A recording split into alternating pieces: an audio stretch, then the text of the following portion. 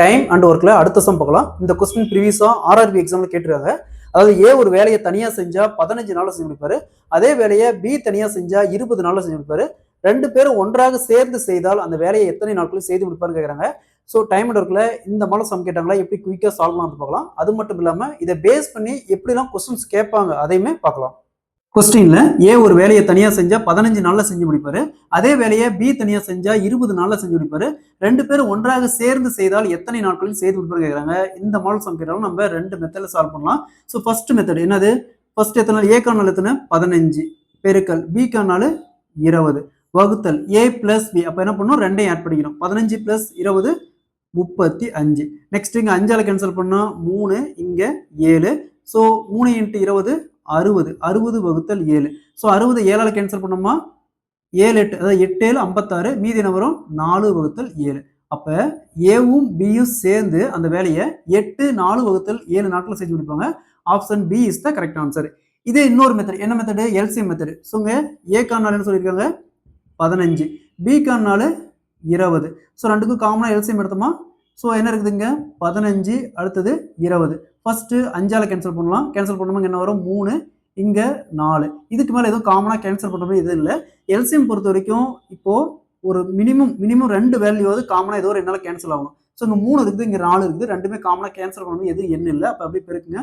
3 × 5 15. 15 × 4 = 60. So இதோடைய LCM பார்த்தோம்னா 60. அதை எடுத்து இந்த இடத்துல போட்டுருக்காங்க. எப்பவுமே இந்த எல்சிஎம் எடுத்து போடுற வேல்யூ பார்த்தோம்னா டோட்டல் ஒர்க் மொத்த வேலை. நெக்ஸ்ட் 15 எத்தனை டைம் பெருக்கணும்? 60 வரும். 4 டைம். அதே மாதிரி 20 எத்தனை டைம் பெருக்கணும்? 60 வரும். 3 டைம். ஸோ இந்த 4 அப்படிங்கிறது ஏ ஒரு நாளைக்கு செய்யக்கூடிய வேலை. இந்த 3 அப்படிங்கிறது பி ஒரு நாளைக்கு செய்யக்கூடிய வேலை. ரெண்டு பேரும் சேர்ந்து அப்படிங்கிறாங்க. அப்போ ரெண்டையும் ஆட் பண்ணா 4 + 3 7. ஸோ 7 அப்படிங்கிறது ஒரு நாளைக்கு செய்யக்கூடிய வேலை. ஒரு நாளைக்கு ரெண்டு பேரும் சேர்ந்து செய்யக்கூடிய வேலை 7 வேலை.